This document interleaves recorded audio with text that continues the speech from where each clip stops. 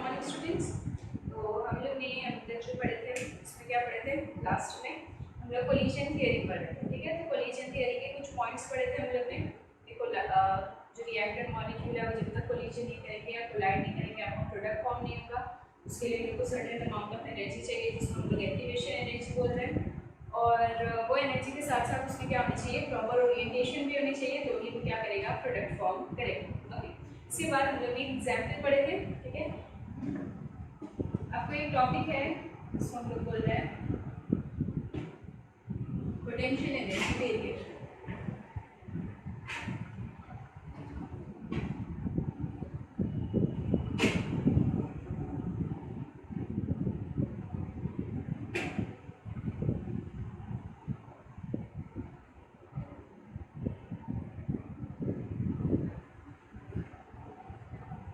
Potential energy variation हम लोग ने एग्जाम्पल पढ़े थे कि अगर आपके पास क्या है, ए प्लस सी बी और आपको फॉर्म क्या करना है, ए बी प्लस सी। उसके लिए हम लोग ने देखे थे कि जो आपकी अटैक है या ओरिएंटेशन है वो कैसी होनी चाहिए। ये जो सी और बी है इसको अटैक कौन सी साइड से करना चाहिए, बी की साइड से करना चाहिए, तो ये आपका क्या बनेगा, वो प्रॉपर ओरिएंटेशन होगी। और उसके बाद वो क्या करेगा, एक फाइनल प्रोडक्ट आपका फॉर्म करेगा। ठीक है, अब अगर आप ये रिएक्शन को पूरा देखोगे जैसे जैसे उसकी ओरिएंटेशन की उसके अकॉर्डिंग, तो यहाँ पे पूरा अगर मैं रिएक्शन के मैकेनिज्म को स्टडी करूँ तो रिएक्शन के मैकेनिज्म में क्या मिल रहा है मुझे कि जब ए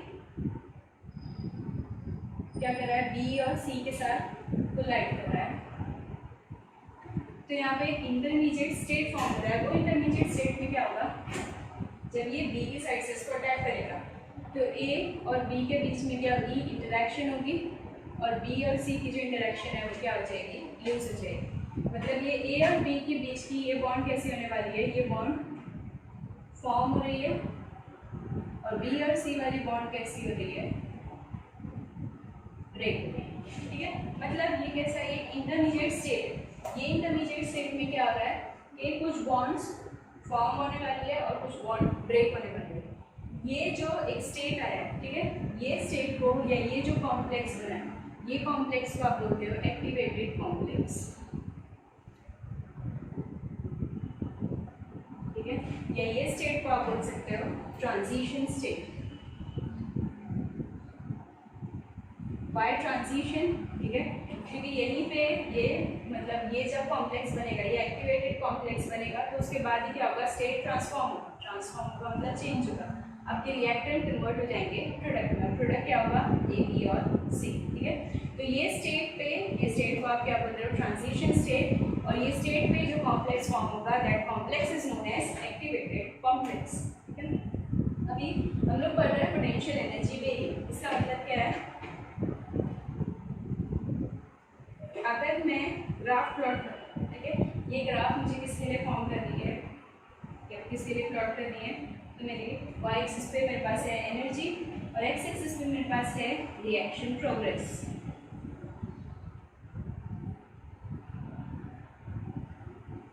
ठीक है, एक एक्सिस पे मेरे पास एनर्जी है और एक एक्सिस पे क्या है, रिएक्शन की प्रोग्रेस। ठीक है, तो एकदम स्टार्ट में जब रिएक्शन स्टार्ट हुआ था तो वो टाइम पे आपके पास क्या थे, रिएक्टेंट। ठीक है, लेट्स सपोज कि क्या है आपके रिएक्टेंट की एनर्जी, यहाँ पे आपके रिएक्टेंट क्या था, ए प्लस बी सी।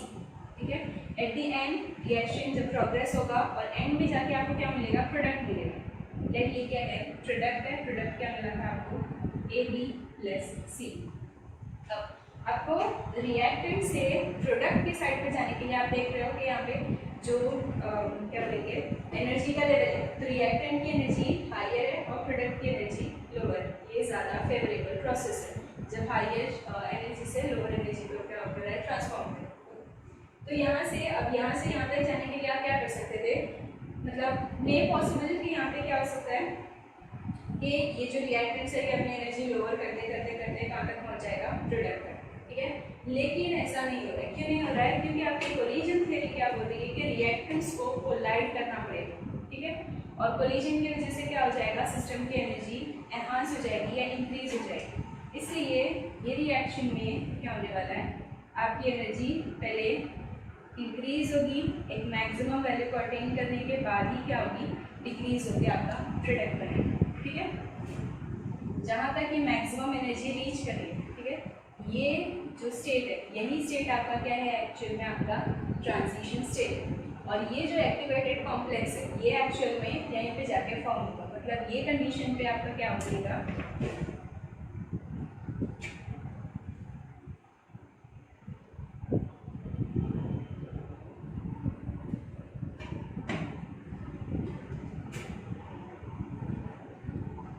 ये ए बी सी जो बना था वो कहाँ पे बनेगा, आपके पीक पे। ठीक है, अभी ये जो पीक बनी है, मतलब ये जो एक्टिवेटेड कॉम्प्लेक्स है इसकी भी क्या है, कुछ एनर्जी है। ठीक है, energy difference between reactant and activated complex, इसको ही आप क्या बोलते हो, एक्टिवेशन एनर्जी। ठीक है, और इस ई ए इज एनर्जी। ठीक है, तो हम लोग क्या बोल रहे थे, आपके रिएक्टेंट के पास एनर्जी होनी चाहिए, कितनी होनी चाहिए, एक्टिवेशन एनर्जी चाहिए। ठीक है, तो only those reactant molecule that has energy equal to और ग्रेटर देन एक्टिवेशन एनर्जी, वही क्या करेगा, ये जो कर्व आए इसको क्रॉस करेगा। ठीक है, ऑल्दो आपके पास क्या होनी चाहिए, स्पेसिफिक ओरिएंटेशन। अगर ओरिएंटेशन सही नहीं है तो उसके पास अगर एनर्जी होगी भी तो क्या करेगा, वो यहाँ तक तो आ जाएगा। ठीक है, लेकिन उसका एक्टिवेटेड कॉम्प्लेक्स गलत फॉर्म हो जाएगा, इसलिए वापस आ चला जाएगा, रिएक्टेंट की साइड पे आगे नहीं चल पाएगा। ओके, तो मतलब अगर आपकी ओरिएंटेशन प्रॉपर है और एनर्जी भी क्या बोलेंगे, एक्टिवेशन एनर्जी से ज़्यादा है, तो इजीली क्या करेगा, वो प्रोडक्ट फॉर्म करेगा। लेकिन अगर इम्प्रॉपर ओरिएंटेशन और एनर्जी क्या है, आपकी एक्टिवेशन एनर्जी जितनी है तो यहाँ तक आएगा, लेकिन एक्टिवेटेड कॉम्प्लेक्स क्या हो जाएगा, आपका गलत बनेगा, इसलिए रिएक्शन क्या हो जाएगा, आगे प्रोसीड नहीं हो पाएगा। ठीक है, ये जो एनर्जी है, ठीक है, जिसको हम लोग एक्टिवेशन एनर्जी बोल रहे हैं, यही एक्टिवेशन एनर्जी को I can call potential energy barrier. Why barrier, barrier का मतलब क्या होता है, कुछ हर्डल्स। ठीक है, तो अगर मैं बोलूँ कि मेरे पास यहाँ रिएक्शन में या जो रिएक्टेंट की साइड पे 100 मॉलिक्यूल्स, लेट्स से 100 मॉलिक्यूल्स में से 80 मॉलिक्यूल्स की एनर्जी, एक्टिवेशन एनर्जी जितनी या उससे ज़्यादा है, लेकिन जो 20 जो क्या बोलेंगे रिएक्टेंट के मॉलिक्यूल्स है, वो लोग की एनर्जी क्या है, वो एक्टिवेशन एनर्जी से मिनिमम है। ठीक है, तो क्या होगा, ओनली दोज 80 मॉलिक्यूल्स जिसके पास क्या है एनर्जी, एक्टिवेशन एनर्जी जितनी है उससे ज़्यादा है, सिर्फ वही क्या कर सकते हैं, कोलाइड करके आगे ट्रांसफॉर्म हो सकते हैं। उसमें से भी ओनली वो 80 में से भी फ्रैक्शन कैसा हो रहा है, तो फ्रैक्शन आपका कम होता जाता है। आपके पास इनिशियली कितने मॉलिक्यूल हैं, लेट्स से 100 मॉलिक्यूल्स हैं। ठीक है, ये 100 मॉलिक्यूल्स में से पहला कट ऑफ करने के लिए आपको क्या चाहिए, कि पहले एक्टिवेशन एनर्जी किसकी इक्वल है या उससे ज़्यादा। तो हम लोग क्या बोल रहे हैं, ओनली 80 मॉलिक्यूल्स के पास एनर्जी इक्वल टू और ग्रेटर देन है एक्टिवेशन एनर्जी। मतलब पहले ही वो जो 20 मॉलिक्यूल है, वो 20 मॉलिक्यूल ये वाला जो पाथ है उसको फॉलो ही नहीं कर पाएंगे, मतलब वो यहाँ तक रीच ही नहीं कर पा रहे। ठीक है, जो रिएक्टेंट के मॉलिक्यूल यहाँ इसको रीच कर लेंगे, सिर्फ वही आगे ट्रांसफॉर्म हो सकते हैं, एल्स क्या हो जाएगा, रिएक्टेंट की साइड पे वापस चला जाएगा। मतलब आपके 20 मॉलिक्यूल्स वैसे ही कम होंगे। ठीक है, इसके बाद 80 मॉलिक्यूल्स के पास एनर्जी है, लेकिन हम लोग क्या बोलते हैं कि एनर्जी के साथ साथ आपको क्या चाहिए, प्रॉपर ओरिएंटेशन। लेट्स से कि 80 में से ओनली 60 मॉलिक्यूल क्या शो करें, प्रॉपर ओरिएंटेशन। तो आपके पास 60 मॉलिक्यूल्स बचे जिनके के पास क्या है, एनर्जी भी है प्लस प्रॉपर ओरिएंटेशन भी। ठीक है, मतलब आपका जो प्रोडक्ट बनेगा वो प्रोडक्ट सिर्फ कितने मॉलिक्यूल से बनेगा, 60 मॉलिक्यूल से बनेगा। ठीक है, इसीलिए जब हम लोग पढ़ते हैं कि जब आप एक रिएक्शन करते हो तो रिएक्शन में क्या हो जाता है, रिएक्टेंट से प्रोडक्ट बनाते बनाते आपकी जो यील्ड है, ठीक है, वो क्या हो जाती है, कम हो जाती है। मतलब स्टैंडर्ड कंडीशन में हम लोग इसको सॉल्व करके देखते हैं, आपको अलग यील्ड मिलती है, लेकिन अगर आप एक्सपेरिमेंटली इसको करते हो तो यील्ड क्या हो जाती है, कम हो जाती है। तो आपके रीजंस क्या है, तो ये सारे आपके रीजंस हो सकते हैं। तो फर्स्ट रीज़न है पोटेंशियल एनर्जी बैरियर या एक्टिवेशन एनर्जी। अगर आपकी एनर्जी कम है तो रिएक्शन में मॉलिक्यूल आगे नहीं जाएगा। ठीक है, अब जो मॉलिक्यूल रिएक्शन में पार्टिसिपेट कर रहे हैं, अब उसके साथ साथ उसके पास क्या होनी चाहिए, प्रॉपर ओरिएंटेशन। अगर प्रॉपर ओरिएंटेशन नहीं है तो वो एनर्जी भी उसके किसी काम आने वाली नहीं है। ठीक है, ओके, समझ आया आपको?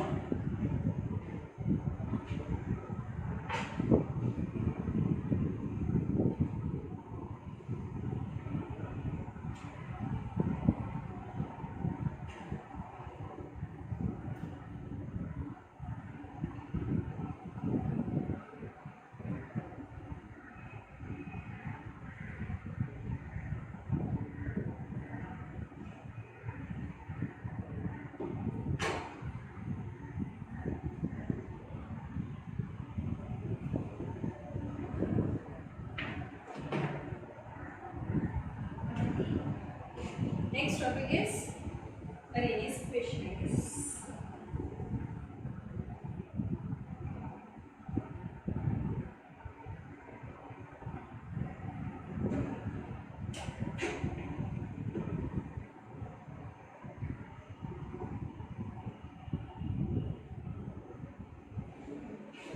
Arrhenius equation, ठीक है। ये Arrhenius equation एक्चुअल में आपको क्या बता रही है कि एक्टिवेशन एनर्जी या जो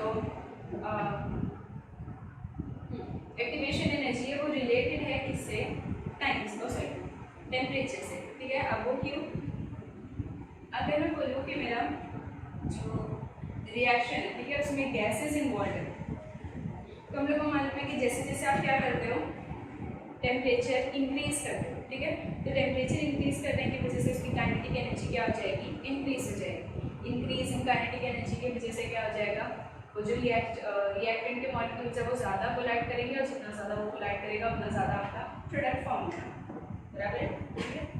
ये बोलने में ज़्यादा सिंपल लगता है, ठीक है। इसके लिए आपके पास मतलब एक इक्वेशन, ठीक है, वो इक्वेशन ऑब्वियसली किसने दिया, अरेनियस, अरेनियस की इक्वेशन है जिसमें आपको क्या मिला है, proper relation of activation energy और टेम्परेचर और उससे रेट पे कैसा इफेक्ट आ रहा है, ठीक है। तो हम लोग ने क्या पढ़े कि अगर आप क्या कर रहे हो, टेम्परेचर को इंक्रीज करें, तो इंक्रीज इन टेम्परेचर की वजह से काइनेटिक एनर्जी क्या होने वाली है, इंक्रीज होने वाली है। काइनेटिक एनर्जी जितनी ज़्यादा इंक्रीज हो जाएगी आपका कोलिजन का रेट भी क्या हो जाएगा, इंक्रीज हो जाएगा, और जितना ज़्यादा कोलिजन होगा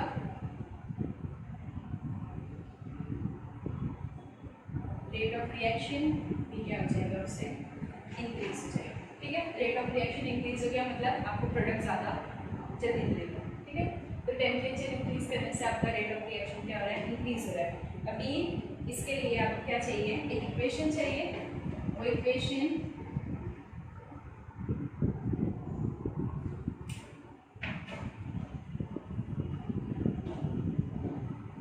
K is equals to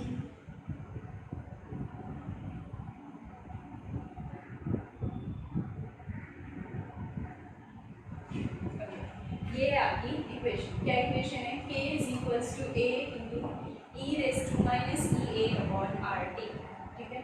अब ये कौन कौन से टर्म्स है वो टर्म्स पढ़ लेते हैं। तो ये इक्वेशन में K क्या है आपका, रेट कांस्टेंट, ठीक है। ई ए हम लोग को मालूम है क्या है, activation energy, R universal gas constant,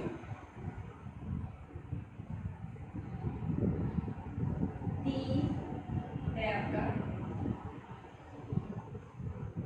temperature, और ए क्या है, एक कांस्टेंट वैल्यू है। ये कांस्टेंट वैल्यू का आप बोलते हो प्री एक्सपोनेंशियल फैक्टर या फ्रीक्वेंसी फैक्टर,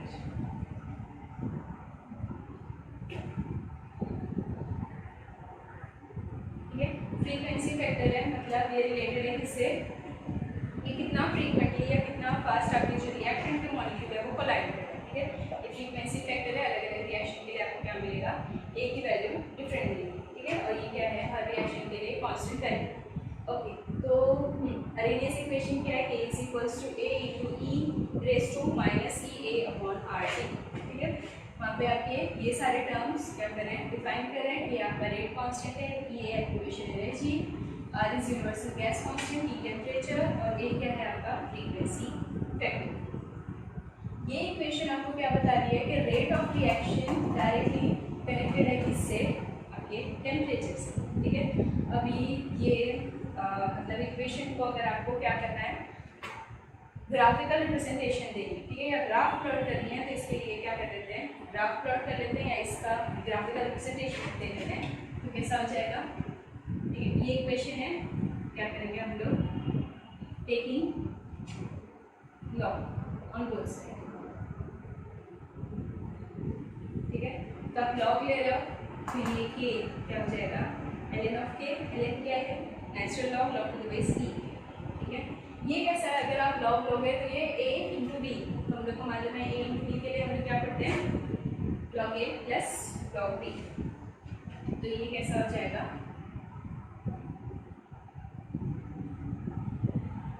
a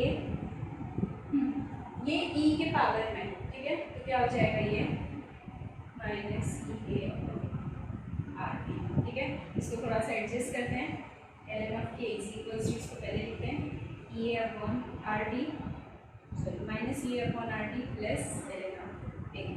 अब आपको मालूम है कि आप नेचुरल लॉग को कैलकुलेट नहीं कर सकते, तो इसके लिए आपको क्या करना पड़ता है, लॉग को कन्वर्ट करना पड़ता है लॉग टू द बेस 10, और उसके लिए आपको क्या करना है 2.303 से मल्टीप्लाई करना। तो अगर आप ये इक्वेशन को 2.303 से मल्टीप्लाई करोगे तो फाइनली क्या आएगा log to the base 10 k is equals to minus E A upon 2.303 R T plus log to the base 10 A.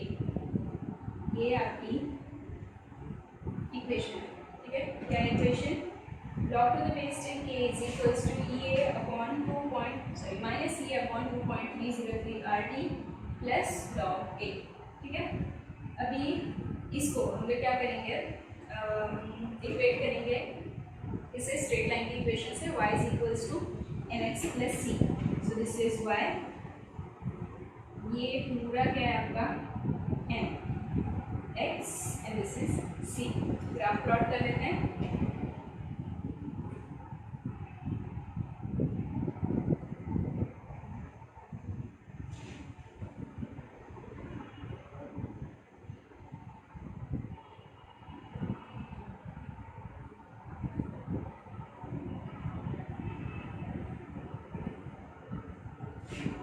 log a versus 1 bye t, graph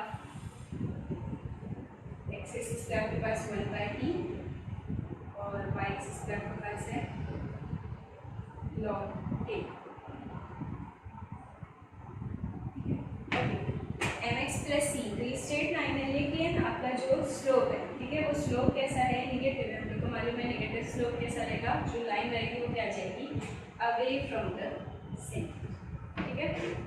जैसी इक्वेशन बनेगी यहाँ पे आपका ये स्लोप है, स्लोप आप कैसे कैलकुलेट करोगे minus E A upon 2.303 R, और ये आपका क्या है y इंटरसेप्ट जो आपको वैल्यू देगा इसकी a, ठीक है।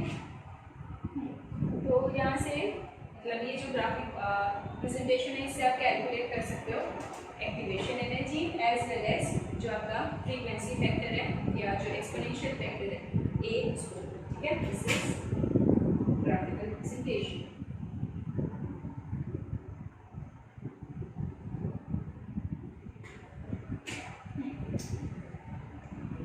तो हम लोग स्टार्ट करेंगे अरेनियस इक्वेशन से। अरेनियस इक्वेशन क्या है, वो इक्वेशन है जो आपको रिलेशन बता रही है, ठीक है, रिलेशनशिप और relationship between activation energy, rate constant और टेम्परेचर, ठीक है। तो आपके पास इक्वेशन क्या थी, k is equals to a into e raise to minus A upon R T, ठीक है।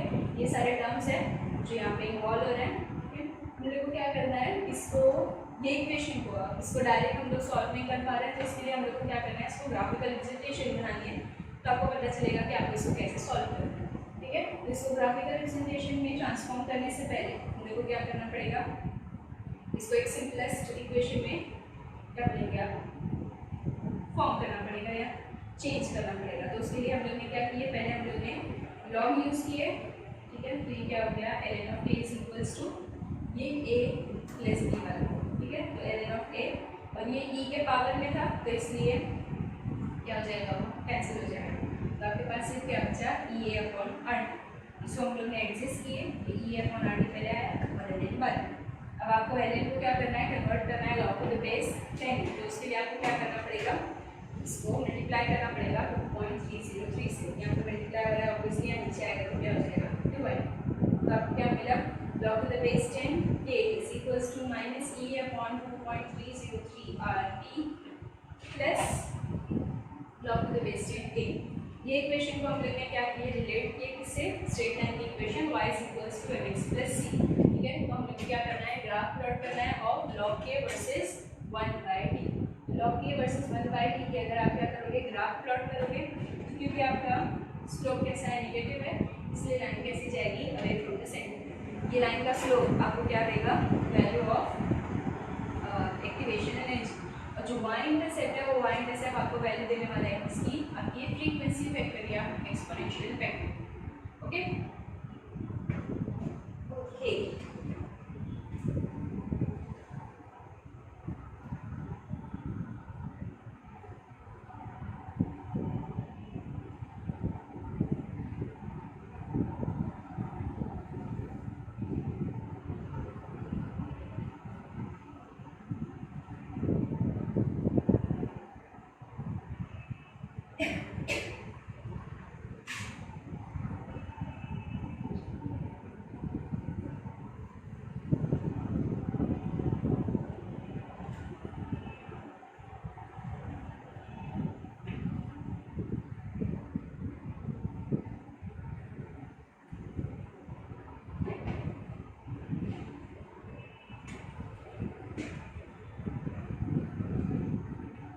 ओके अभी हम लोग ने आरएमएस इक्वेशन की क्या की है, इसको ग्राफिकल रिप्रेजेंटेशन में फॉर्म। ठीक है, अगर आपको क्या चाहिए, डायरेक्ट एक इक्वेशन चाहिए जिससे आप क्या कर सकते हो, ई की वैल्यू कैलकुलेट कर सकते हो, तो उसके लिए भी हम लोग के पास क्या है, इक्वेशन है। तो अपने पास जो फाइनल इक्वेशन आई थी आरएमएस की आफ्टर टेकिंग लॉग, क्या थी वो, log to the base 10k is equals to minus EA upon 2.303 RT plus log to the base 10a। ठीक है, इसको फिर से रीअरेंज कर लेते हैं।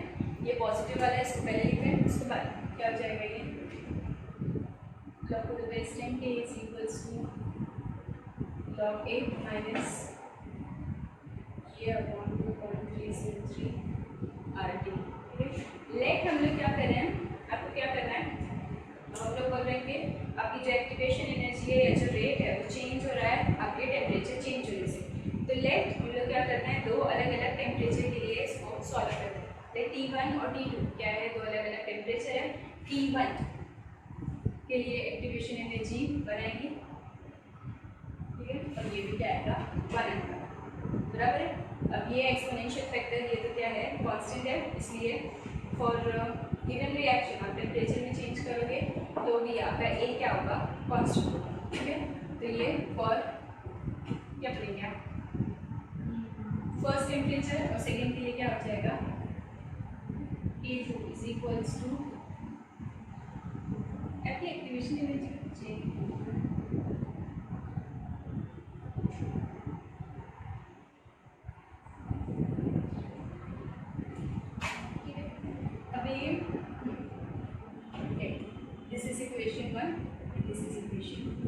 अब क्या कर रहे हो, इक्वेशन 2 में से इक्वेशन 1 को माइनस करना है। ठीक है,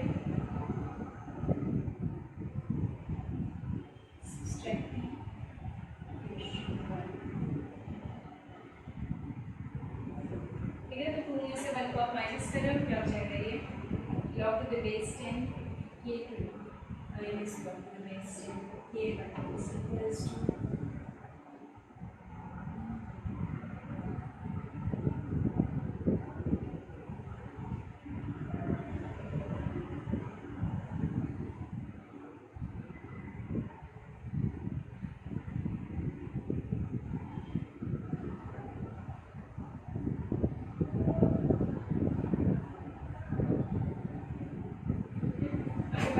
नेगेटिव साइन है, उसको मल्टीप्लाई करने के अंदर क्या हो जाएगा, ये log a माइनस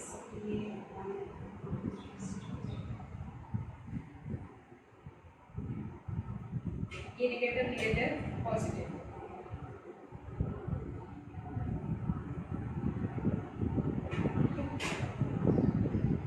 कैंसिल हो गया। ये कैसा है, log a minus log b। ठीक है, log a minus log b क्या होगा, ये log a by b, this will be log a by b। ठीक है, और आपके पास यहाँ पे क्या बचा, माइनस ई ए पहला ये वाला लिख लेते हैं, plus E A upon 2.303 R T1 minus ये अपॉन 2.303 आर,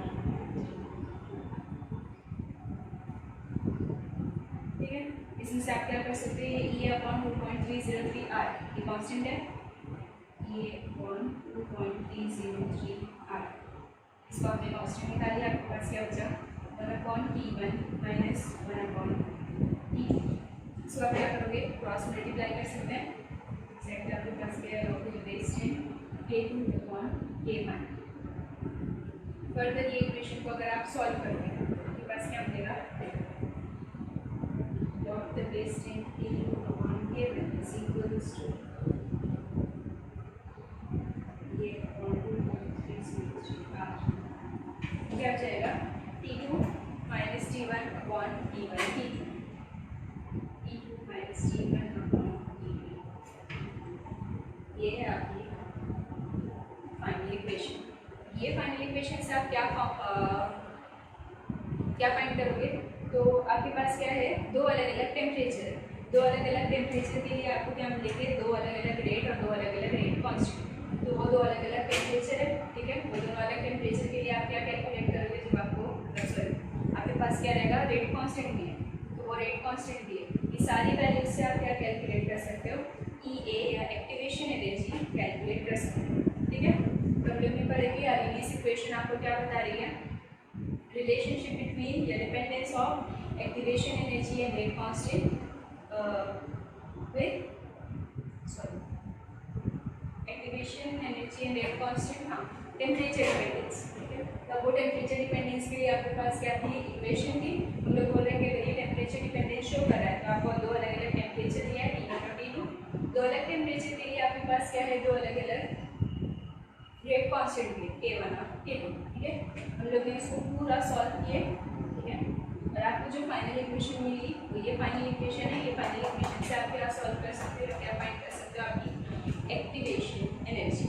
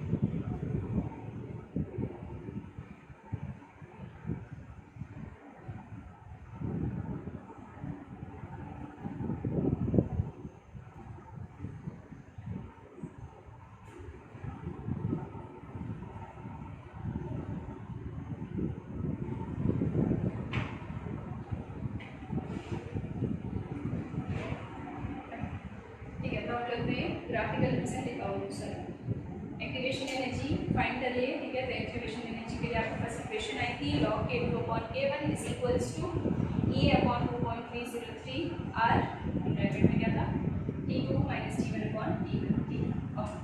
अभी अगर मैं बोल रही हूँ कि क्या है, आपको टेम्परेचर डिपेंडेंस शो कर रहा है, ठीक है।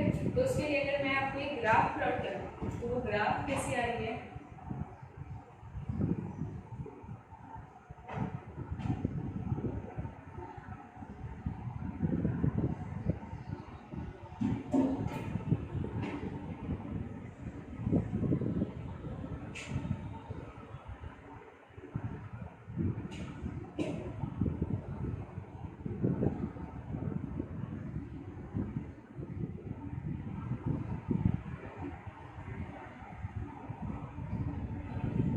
आप ग्राफ प्लॉट कर रहे हो किसकी, काइनेटिक एनर्जी की, और वो मॉलिक्यूल्स जो कोलिजन के बाद क्या करें, अपनी काइनेटिक एनर्जी इंक्रीज करें, मतलब टेम्परेचर वेरिएशन से आपकी जो काइनेटिक एनर्जी है वो कैसे इंक्रीज हो रही है। लेकिन जो दो आप टेम्परेचर है वो क्या है, T1 और T2, ठीक है। T1 और T2 क्या है आपके पास, टेम्परेचर, और ये टेम्परेचर भी कैसा है कि आपका जो T2 है वो क्या है, ग्रेटर देन T1। फर्स्ट आप क्या कर रहे हो, जब लोअर टेम्परेचर पे अपना रिएक्शन करोगे तो वो रिएक्शन में उसकी जो ग्राफ है वो कुछ ऐसी फॉर्म होगी, ठीक है। तो ये क्या है आपका T1 के लिए, मतलब इतने फ्रैक्शन ऑफ मॉलिक्यूल्स क्या करेंगे, अपनी काइनेटिक एनर्जी इंक्रीज करेंगे या गेन करेंगे जब क्या करें, कोलाइड करें, ठीक है। और यहाँ पे आपको क्या मिलेगा, आपको इतना एक प्रोडक्ट, दिस इज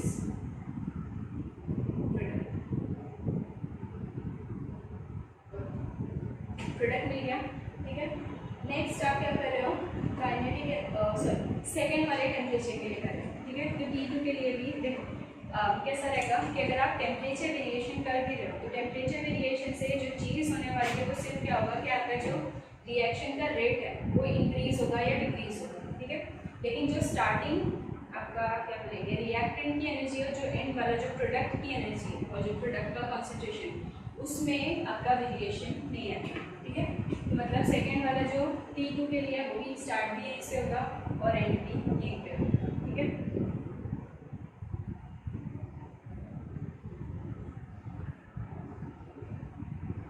ये किसके लिए आया, T2 के लिए। अब इसका मतलब क्या है कि जब आपने लोअर टेम्परेचर पे स्टार्ट किए तो लोअर टेम्परेचर पे जो स्टार्ट के कुछ मॉलिक्यूल्स हैं वो लोग नहीं क्या किए, अपनी एनर्जी काइनेटिक एनर्जी इंक्रीज करेंगे, ठीक है। मतलब सिर्फ इतने ही मॉलिक्यूल क्या करेंगे, कोलाइड करेंगे और प्रोडक्ट फॉर्म करेंगे, ठीक है।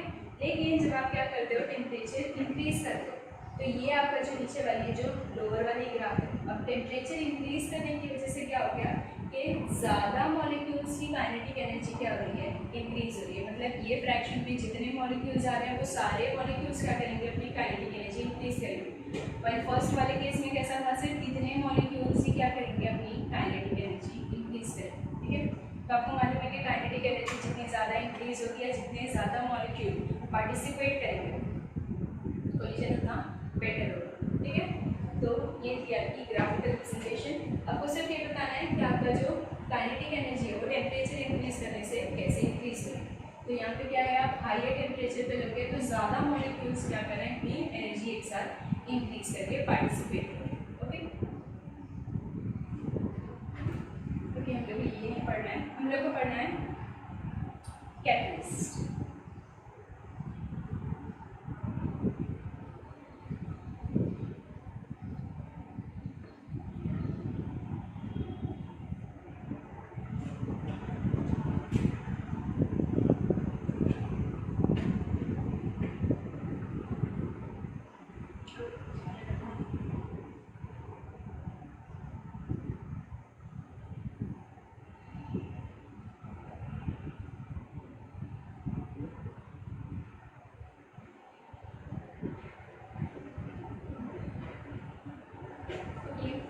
Last step, effect of catalyst.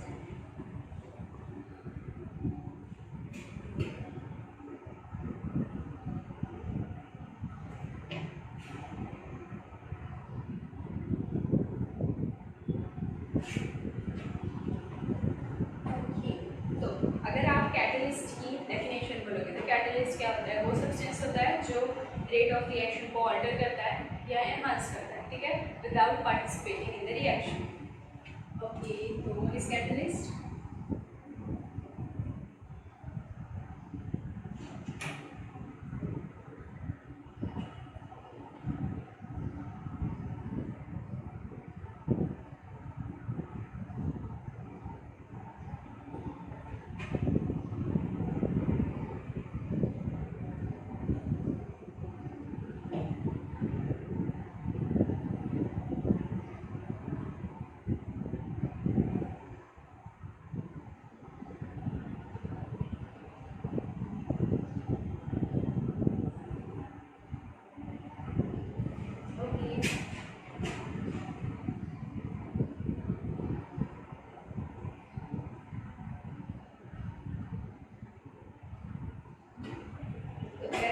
किसको बोल रहे हो, वो सब्सटेंस जो रिएक्शन में पार्टिसिपेट तो करेगा और रिएक्शन को पार्टिसिपेट करने के बाद क्या हो जाएगा, रिएक्शन की स्पीड को या रेट को क्या करेगा, एनहांस करेगा या इंक्रीज करेगा, ठीक है।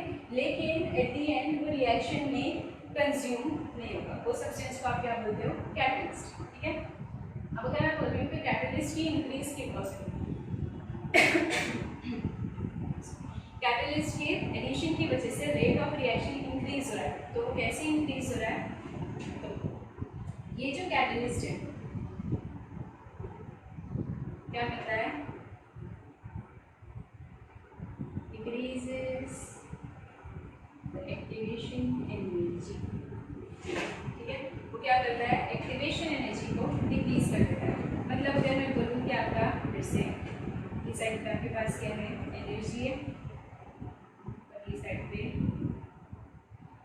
Reaction progress. ठीक है, स्टार्ट में आपके पास रिएक्टेंट है, एंड में आपके पास प्रोडक्ट है, ये रिएक्टेंट है। हम लोग बोल रहे हैं कि ये रिएक्टेंट से प्रोडक्ट की साइड पे जाने के लिए आपको क्या करना पड़ता है, पहले रिएक्टेंट्स क्या करते हैं, कोलिजन की वजह से अपनी काइनेटिक एनर्जी इंक्रीज करते हैं। ठीक है, और ये जो आएगा ये क्या रहेगा, इसकी एक्टिवेशन एनर्जी। क्लियर है? ये जो हम पा रहे हैं ये आप लेट किए क्या है, विदाउट कैटलिस्ट। कुछ रिएक्शन क्या होता है, कुछ रिएक्शन नहीं, सारे रिएक्शन क्या करते हैं हम लोग विदाउट कैटलिस्ट भी वो हो सकता है। ठीक है, हम लोग कैटलिस्ट सिर्फ इसलिए डालते हैं रिएक्शन को फास्ट कंप्लीशन की साइड पर ले जाने के लिए। ठीक है, मतलब विदाउट कैटलिस्ट भी रिएक्शन क्या करेगा, होगा, लेकिन उसकी स्पीड कैसी रहेगी, कम रहेगी। ठीक है, लेकिन अगर आप क्या करते हो, कैटलिस्ट ऐड करते हो, तो कैटलिस्ट के एडिशन की वजह से ये जो एक्टिवेशन एनर्जी है वो एक्टिवेशन एनर्जी क्या हो जाती है, डिक्रीज हो जाती है। मतलब ये जो सेकेंड वाला हम पा रहे हैं,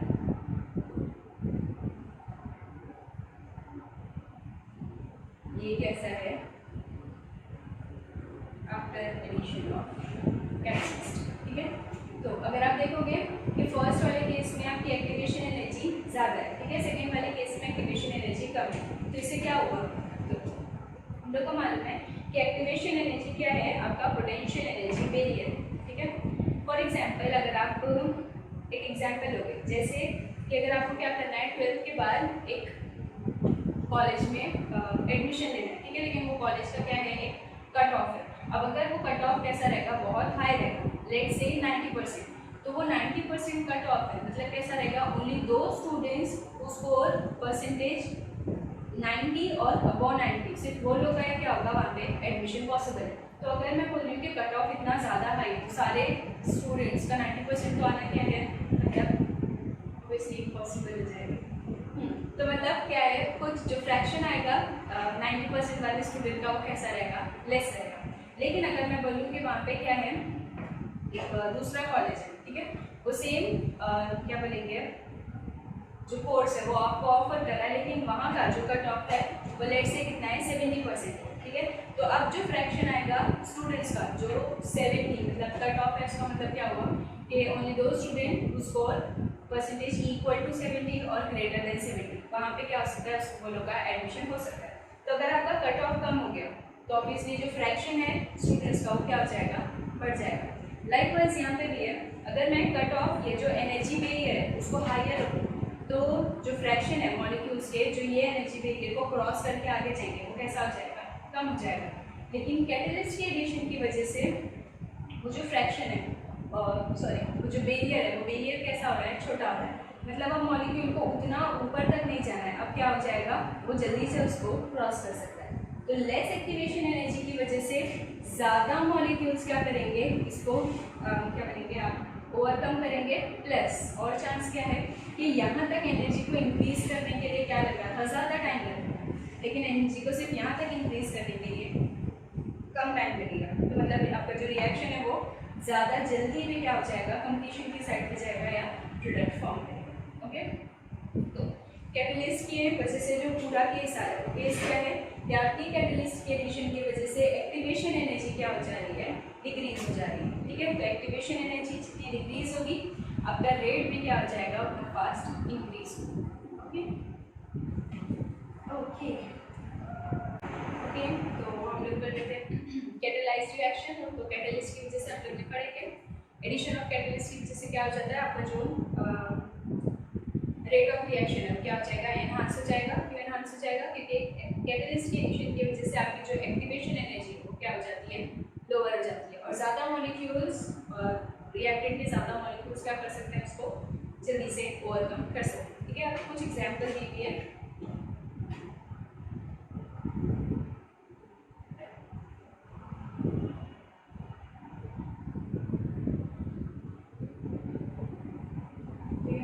ओके, आपके पास क्या है, KCl O3, but potassium oxychloride. अभी ये जो आपका ये सॉलिड है वो क्या करता है, बहुत फास्ट डीकम्पोजिशन होता है, और ये डीकम्पोजिशन के बाद क्या फॉर्म कर रहा है, KCl और ऑक्सीजन। ठीक है, अभी ये जो डीकम्पोजिशन वाले रिएक्शन है, इसमें अगर आप क्या करोगे, स्मॉल अमाउंट ऑफ MnO2 अगर आप ऐड कर दोगे तो रिएक्शन की जो डीकम्पोजिशन का रेट है वो क्या हो जाएगा, एनहांस हो जाएगा।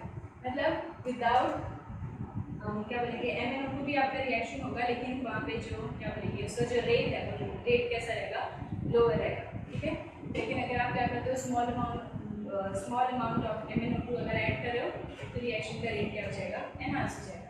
लाइकवाइज आपके पास क्या है, H2O2 हाइड्रोजन परऑक्साइड। ये हाइड्रोजन परऑक्साइड भी क्या होता है, बहुत फास्ट डीकम्पोज होता है और क्या फॉर्म करता है, वाटर और ऑक्सीजन। ठीक है, ये रिएक्शन में भी अगर आप क्या करते हो, small amount of iodide ion use करते हो तो रिएक्शन का रेट क्या हो जाएगा, एनहांस हो जाएगा। ठीक है, मतलब विदाउट कैटलिस्ट जो रेट ऑफ रिएक्शन है, मतलब यहाँ पे आपको दिया हुआ है कि रेट ऑफ रिएक्शन जब हमने कैलकुलेट किए विदाउट कैटलिस्ट तो वो आया था कुछ 76 किलो जूल पर मोल। ठीक है, ये एनर्जी है, तो एनर्जी के फॉर्म में। वाइल अगर आप क्या करोगे, कैटलिस्ट यूज करोगे तो कैटलिस्ट यूज करने के बाद जो आपकी एक्टिवेशन एनर्जी आई थी, एक्टिवेशन एनर्जी की वैल्यू से, ठीक है, आपकी जो एक्टिवेशन एनर्जी आई थी क्या बोलते हो आयोडाइड आयन यूज करने के बाद वो है 57 किलो जूल पर मोल। तो जैसे हम लोग ने फाइंड किए थे, यहाँ पे आपके पास है रिएक्शन प्रोग्रेस और यहाँ पे है एनर्जी।